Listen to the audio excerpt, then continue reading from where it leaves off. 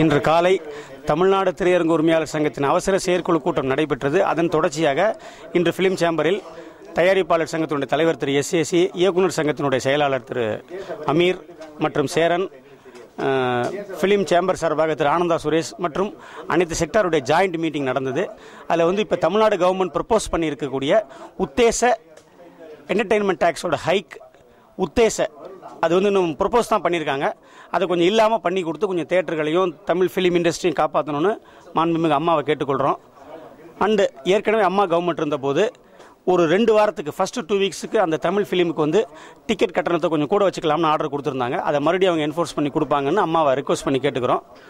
மேலும் திருட்டு விசிடியை ஒழிப்பதற்காக ரொம்ப கடுமையான இரும்பு கரம் கொண்டு அடக்கி வருகின்ற வித் அயன் ஹேண்ட்ஸ் மேடம்க்கு எங்களுடைய மனமார்ந்த பாராட்டுகளை இண்டஸ்ட்ரி சார்பாக நாங்கள் தெரிவித்துக் கொள்கிறோம். இந்த நடவடிக்கை தொடரணும்னு அம்மாவை நாங்கள் கேட்டுக்கிறோம்.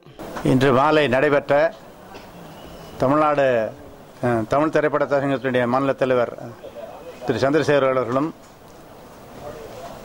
தமிழ்நாடு திரையுலக சங்கத்தினுடைய கூட்டமும் நடிகர் சங்கத்திலிருந்தும் டைரக்டர்கள் சங்கத்திலும் அந்த கூட்டம் இன்று நடைபெற்றது. அந்த கூட்டத்திலே இன்று சிறப்பாக விசிடியை ஒழிப்பதற்கு நடவடிக்கை எடுத்து வரும் தமிழக முதல்வர் அம்மா அவர்களை பாராட்டி கொண்டது. மேலும் இந்த தற்பொழுது உத்தேசிக்கப்பட்டுள்ள கேளிக்கை வரி உயர்வை செய்யாமல் பழைய நடைமுறையிலே 15% இருக்க வேண்டும் என வைக்க வேண்டும் என அம்மா அவர்களை கேட்டுக்கொள்வது என்று தீர்மானிக்கப்பட்டது.